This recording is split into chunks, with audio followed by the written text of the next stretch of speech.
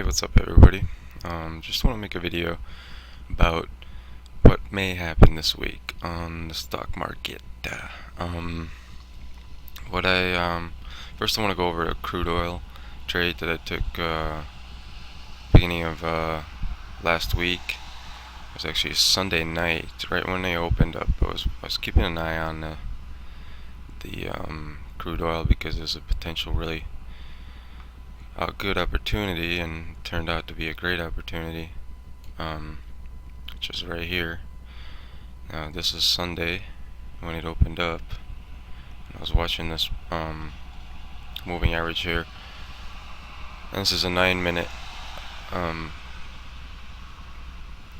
I actually took this right here, and the reason being because daily,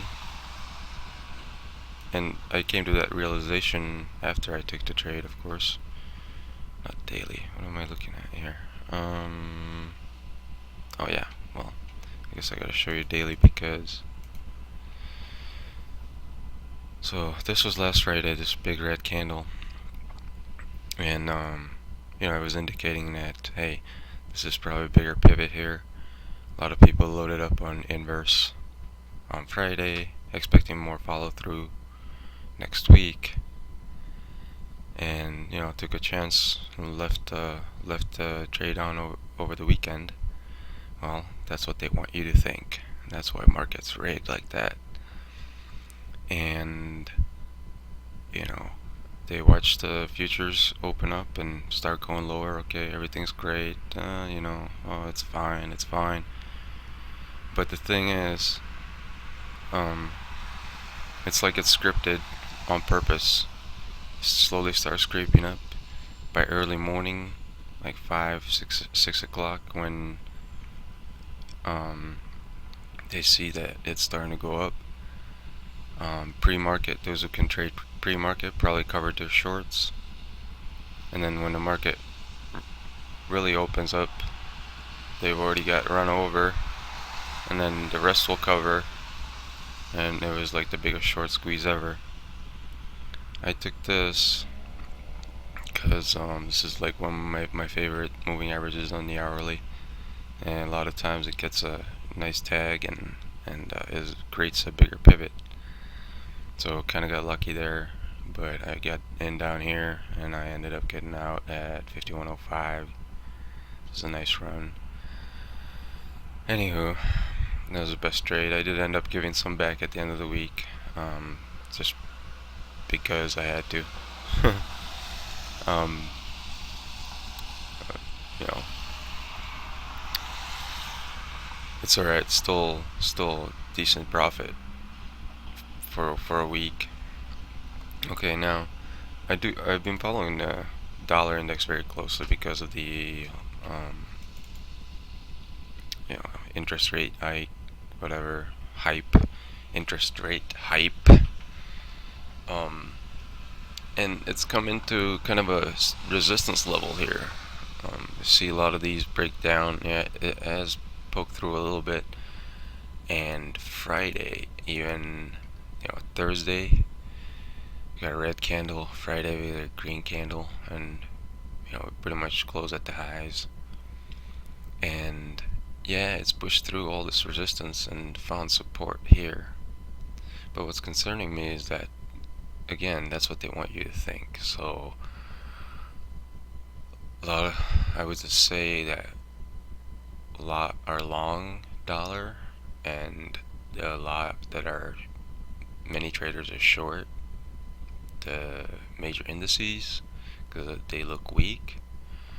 And going into a weekend like that, it's a trap, I think, because if you look at the weekly on this, there's also a resistance here. If I zoom out, let me make this actually full screen, and see that this here is really, because this moving average here being on top of it, definitely would see dollar pull back from here. Some kind of news could come out, Also maybe a potential divergence, a double top divergence here. This oscillator here is rolling over. Zoom in a little better. Make this a little bit bigger here so it's better to see. There we go. So this here, just put this in here. So we may have a potential divergence here, like this. Same here. And this one's starting to roll over. I mean, we'll see, but this is the kind of thing that I would look for, because if they're long and it starts pulling back, they're gonna have to cover their longs, or they'll have stops put real tight, whatever, close, and they'll start getting hit. And let's switch to ES. Yes, it's looking weak, but on the weekly actually it is getting support from this moving average here. Bounced off of it here, and now bounced off of it here again. There's levels below us, 2060, 64. This one's saying is could go down there. And this is the weekly. It does look like it may be rolling over, but it could easily turn up from here. It does look like a not a divergence, because there's no higher high in this case. Actually, it would have to go make that perhaps. And zoom out. This oscillator here, instead of showing divergence, it's actually going back into the overbought level, and can stay there like it did here. It may have looked at like divergence from here to here. Actually ends up getting embedded and keeps going. So this starting to go back in here and staying embedded could mean that we're actually going to go higher. And considering a lot of people are short, probably have puts and stuff on the major indices, thinking that it's going to go down, and it's still a possibility, of course. But this is the weekly. Let's look at the daily. The daily, interesting. Excuse me. I don't know exactly what you call this. It's a doji, but is it some sort of cross? I don't know. I'm not very familiar with the names. Oops. But the daily actually is hitting the oversold 20 level on 9.3 and the 14.3. And here, yes, it is rolling over, but has not left the overbought level, so it can easily stay embedded here and keep going higher. I also see, let's go with smaller time frames here.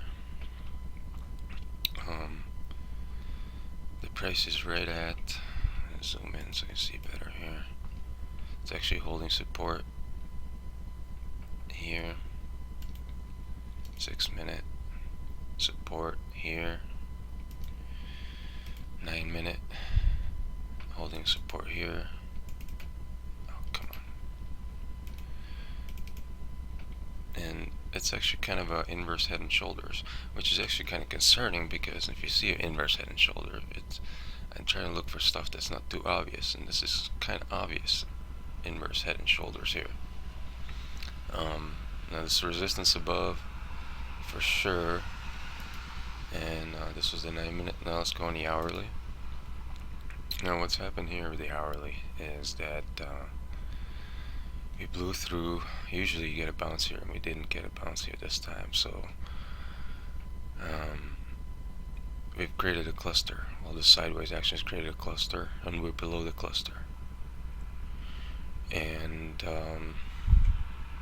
but hourly is oversold also, and this oscillator here is actually turning up already. Now you can see the inverse head and shoulders are maybe a little better, but we're just how this moving average here was a resistance, along with this moving average kind of a X marks the spot. It's a perfect little short right here. You know, we get back into this, get a bounce, and now we're sitting still above it. We can easily get a bounce here and maybe get a rally and push through all these moving averages and get above them.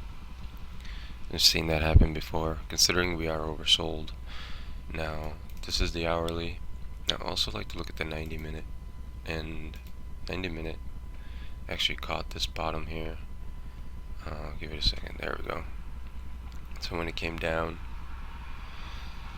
all the way to the top of the range and chopped around, pulled back, we actually fell out, got back in here, and now either way it wants to go from this cluster, eventually it's gonna have to move out of here. It's like you know, the tighter the cluster gets, you know, at one point it's gonna have to decide which way it wants to go. So 63 being the top, 21.18 being the bottom.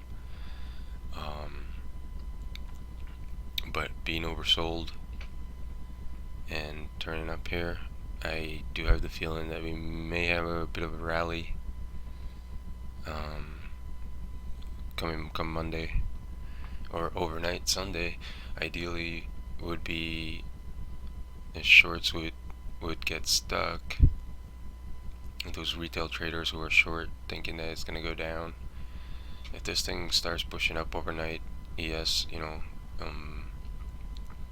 and trap all the bears, take all their money, and the buyers would come in. You know, the market makers, that's what they do. They make it look like it's going down, and then they ream you a big one, take all your money. So this is kind of stuff, being a bit of a conspiracy theorist, that's what I think may happen. So we'll see how it opens up overnight. If it starts pushing higher, we may end up with a nice rally and push through 63s and maybe hold, you know, pull back a little bit and then work our way higher. Excuse me. Excuse me, just woke up, still kind of. So let me check my notes here real quick. Yeah, dollar is kind of important to follow. I think maybe some shorter shoe is going to drop that. It's going to tank the dollar a bit. I also went through and looked through a lot of the S&P 500 and the NASDAQ companies that are, you know, and some of the biggest companies, and a lot of them are showing oversold levels. So that could also be it. Stock pickers market. Investors are going to see value, and where else are you going to put your money, right? The stock market is still, the U.S. stock market is still the one to be in for now, even though it looks like it wants to take a dump. So once they see things are going to be, if things gap up in the morning, maybe they'll pull back, fill the gap, and then take off, things like that. But we'll see. I just feel like there could be a big bear trap work going on here. So let's see. Oh yeah, and it's also earnings season. We got pretty big week for earnings this week, I think. So yeah, that is it. Oh, and gold. I want to mention gold too. Gold's holding 1250, even though the dollar's been getting stronger and stronger. So there's definitely support there for gold. I think gold may get a bounce on this dollar sell diversions.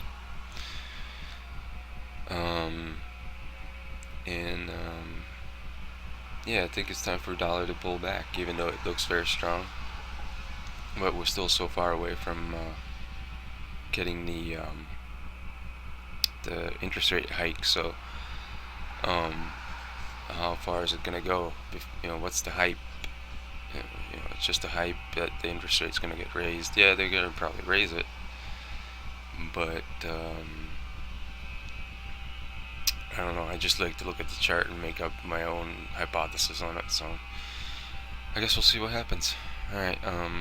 I may make another video if I think of something else, but for now.